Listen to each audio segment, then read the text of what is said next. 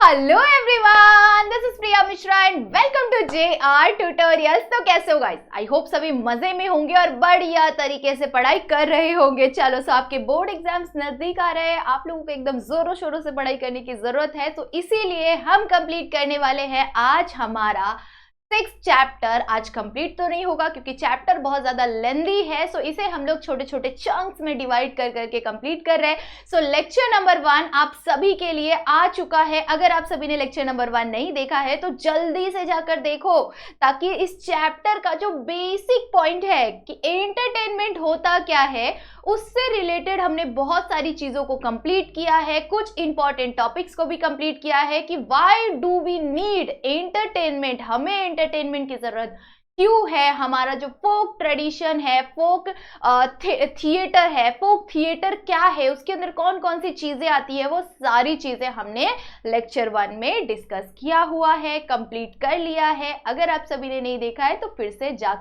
से बोल रही हूं मैं कि जाकर जरूर से देख लो, ओके।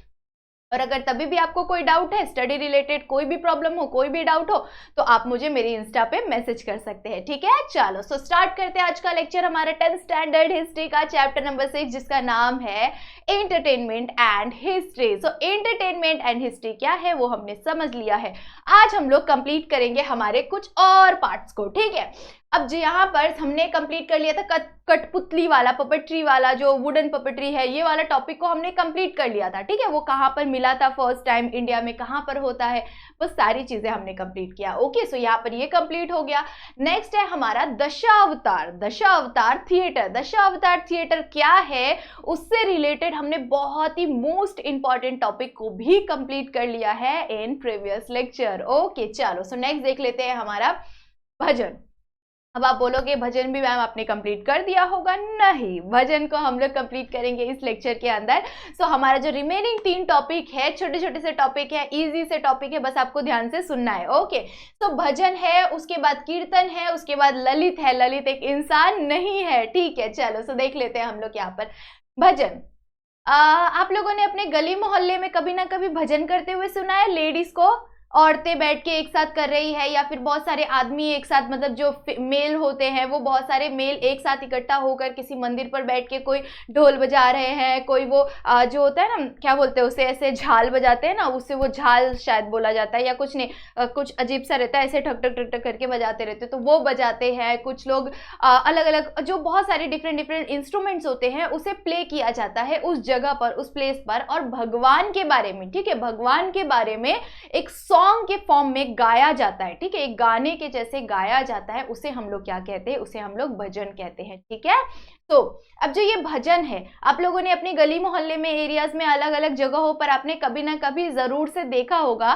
सो अभी के टाइम पर जैसे भजनों के अलग अलग, जैसे एंटरटेनमेंट की बहुत सारी डिफरेंट डिफरेंट चीजें आप लोग देखते हैं। सो उसी तरह से जो पहले का जो टाइम था, हमारा जो हिस्ट्री, जो हमारा पहले का टाइम पीरियड था, आपने अगर अपने दादा दादी से पूछ सकते हो, आपके परदादा दादी अभी भी अगर हैं इस दुनिया में तो आप उनसे भी पूछ सकते हो, या फिर अपने पेरेंट्स से भी पूछ सकते हो कि भजन क्या होता है, तो वो जरूर से आपको एक्सप्लेन करेंगे कि हम पहले के टाइम पर लोग साथ में मिलकर भजन को गाते थे, ठीक है। उनके लिए वो एंटरटेनमेंट था, उनका मन एकदम शांत हो जाता था, बहुत काम हो जाते थे, उनसे उसे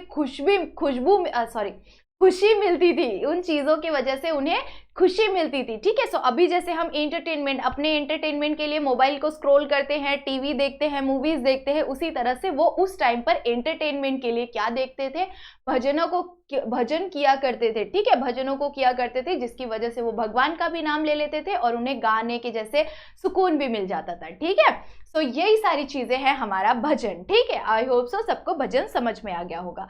अब भजन जो है, भजन के अंदर भी 2 टाइप आ जाते हैं, ठीक है। कौन सा 2 टाइप आ जाता है? पहला है हमारा चक्री भजन। कौन सा टाइप है हमारा?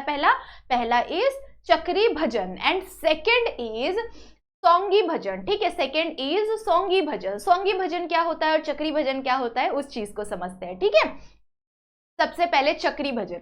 अब जो ये चक्री भजन, चक्री, अभी दिवाली का टाइम आ रहा है, सभी को पता है चक्री जो होता है खाने वाला चकली, और चकड़ी वो जो पाउस में जो हम लोग जलाते हैं ना, पाउस, फिर चकड़ी, ये सब जो होता है जलेबी के जैसा। जो चक्री होता है किस तरह से होता है, राउंड राउंड सर्कल सर्कल होता है। तो उसी तरह से क्या करते थे, कुछ लोग इकट्ठा होकर गोल गोल घूमते हुए खूब जोर जोर से भजन करते थे, कंटिन्यूअस भजन करते थे। वो गोल गोल कंटिन्यूअस घूमते भी रहते थे और कंटिन्यूअस भजन भी करते रहते थे। तो उस प्रोसेस को हम क्या कहेंगे, उसे हम लोग चक्री भजन कहेंगे।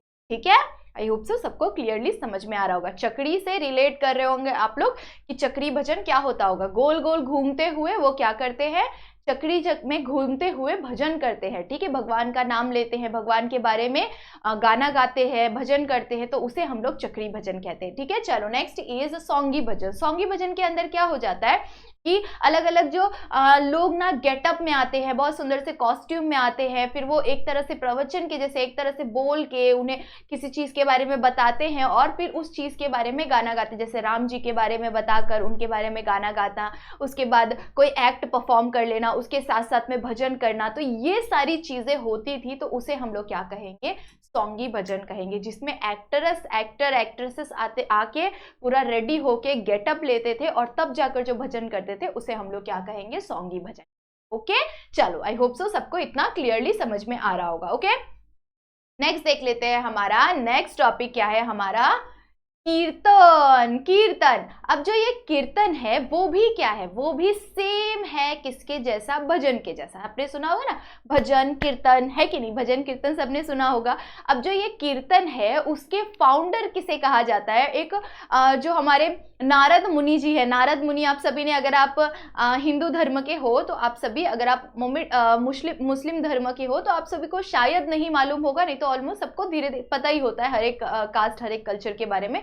तो अगर आप हिंदू होंगे तो आप लोगों को जरूर से पता होगा नारद मुनि कौन थे, वो क्या करते थे। उन्हें भी एक तरह से भगवान के रूप में ही माना जाता है। वो विष्णु जी के परम भक्त थे, सबसे बड़े भक्त उन्हें माना जाता है विष्णु जी के। ठीक है, तो जो ये कीर्तन है, ये कीर्तन में क्या होता है, कीर्तन के फाउंडर माना जाता है। कीर्तन का जो एक बोलते हैं ना फाउंडर माना जाता है किसे, नारद मुनि जी को कीर्तन का फाउंडर माना जाता है। उन्हें मानते हैं कि उन्होंने कीर्तन को लाया है, उन्होंने कीर्तन को बनाया है, ऐसा कहा जाता है। ठीक है, तो ये पॉइंट आपको याद रखना है कि who is the founder of कीर्तन। ठीक है, सो इस चीज में आप लिख सकते हैं नारद मुनि सपोज टू बी अ कीर्तन, फाउंडर ऑफ अ कीर्तन। ठीक है, उन्हें हम लोग मान सकते हैं, ऐसा मान सकते हैं, हम ऐसा मान रहे हैं। ठीक है, उन्होंने कहा नहीं है कि मैं फाउंडर हूं, ठीक है, हम ऐसा मान रहे हैं। ठीक है, चलो, सो यही चीजें आप लोगों को यहाँ पर बताई हुई है। कीर्तन का फाउंडर एक तरह से माना जाता है नारद मुनि जी को। उसी के साथ साथ कीर्तन को इंट्रोड्यूस किया गया था फर्स्ट टाइम। जो ये कीर्तन चीज है, ये कीर्तन जो है, इस चीज को कीर्तनकार के रूप में किसे माना जाता है,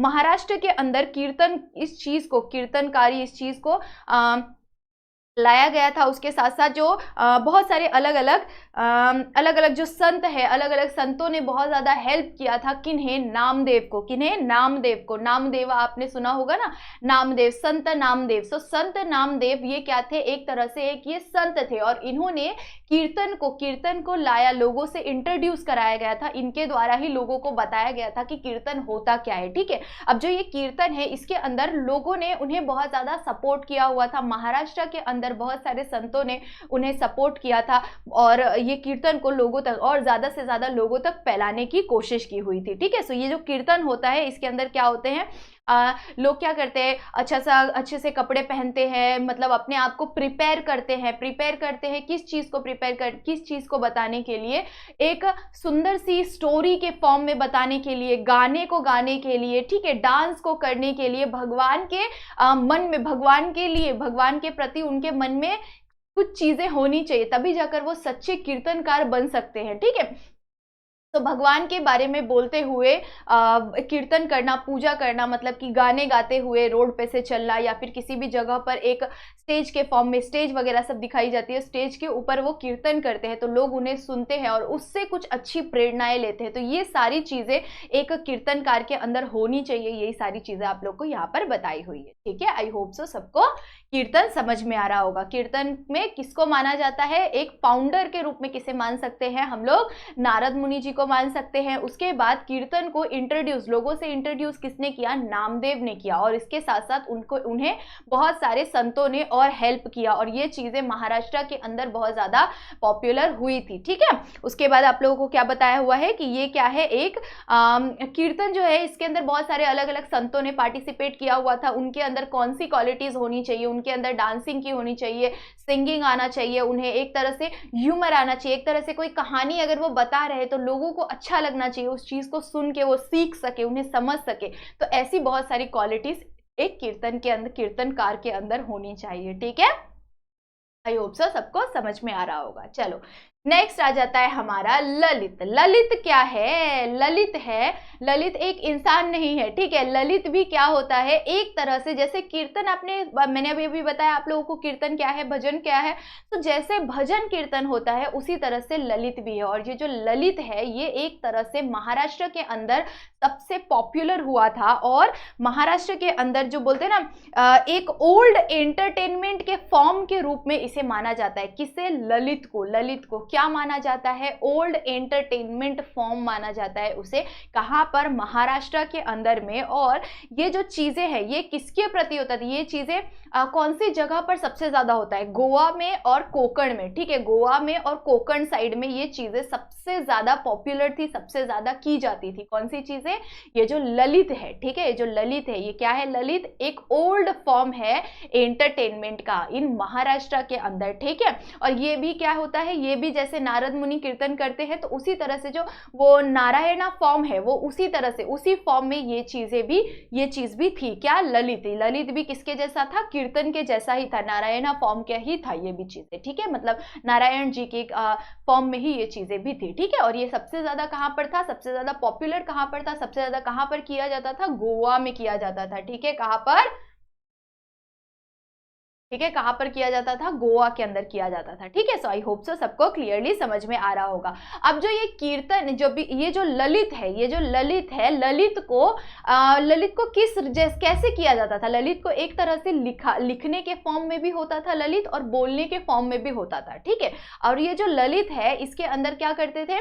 कुछ मैसेज देने की कोशिश करते थे, कुछ चीजें लोगों को सिखाने की कोशिश करते थे, कुछ अच्छे उनके लाइफ से रिलेटेड, वो अपने लाइफ के सक्सेस से रिलेटेड, उनकी लाइफ में कुछ अचीव कर सके, अपनी लाइफ में एक अच्छा मतलब मुकाम हासिल कर सके, कोई भी गलत काम ना करे, अपने डेली लाइफ में अच्छी अच्छी चीजें करे, इस चीज को सिखाते थे वो लोग अपने ललित के द्वारा, अपने कीर्तन के द्वारा उस चीज को वो लोगों तक पहुंचाते थे, लोगों को सिखाते थे। और एक अच्छा मैसेज जब वो खत्म करते थे अपना कार्यक्रम, उनका जो ये ललित का जो ये कार्यक्रम होता था उसे जब वो समापन करते थे, जब वो खत्म करते थे, तब वो लोगों तक एक अच्छा मैसेज पहुंचाने का काम करते थे कि आप जैसे अगर आप आपस में मिलजुल कर प्यार से रहेंगे तभी जाकर देश आगे बढ़ेगा, तभी जाकर हम दोबारा से आपके यहाँ पर आएंगे और फिर से इस ललित का कार्यक्रम करेंगे। इस तरह की बहुत सारी सुंदर सुंदर चीजें, उनको सुंदर सुंदर थॉट्स उनके माइंड में डाल के जाते थे, उन्हें सिखा कर जाते थे। ठीक है, सो यही सारी चीजें परफॉर्म की जाती थी। ललित ना किस फॉर्म में होता है? वो एक थियोरेटिकल फॉर्म के अंदर भी होता है, साथ ही साथ वो स्टोरीज के जैसा भी होता है। स्टोरीज कैसी? राम जी की स्टोरी, कृष्ण जी की स्टोरी, राम जी की जो स्टोरी है कि रामायण किस तरह से बना, रामायण में किसने अहम भूमिका निभाई थी, रामायण किस वजह से हुआ, ये सारी चीज़ों के बारे में बताना। उसके बाद कृष्ण जी के बारे में बताना, उनकी जीवनचर्या के बारे में बताना, महाभारत किस तरह से हुआ, इस चीज़ से रिलेटेड चीज़ें बताना।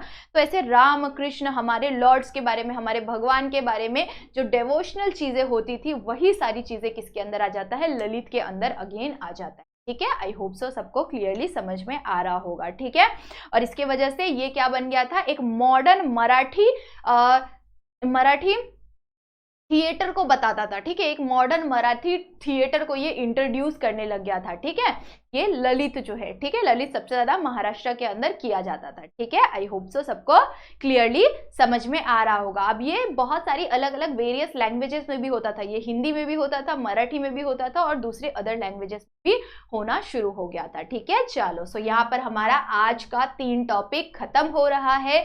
इसके नेक्स्ट वाले लेक्चर में हम लोग क्या देखने वाले हैं? इसके आगे के बहुत सारे इंपॉर्टेंट टॉपिक को और कंप्लीट करेंगे। ओके चलो, सो जाने से पहले वीडियो को लाइक जरूर से कर लेना और अगर चैनल पे न्यू हो तो सब्सक्राइब करना बिल्कुल भी मत भूलना, ठीक है। चलो, सो ये मुझे कमेंट सेक्शन में बताना कि आपके लिए एंटरटेनमेंट क्या है, ठीक है। और अगर कोई भी डाउट हो तो आप मुझे यहाँ पर मैसेज कर सकते हैं, ठीक है। चलो, सो तब तक के लिए बाय बाय, मिलते हैं नेक्स्ट लेक्चर में।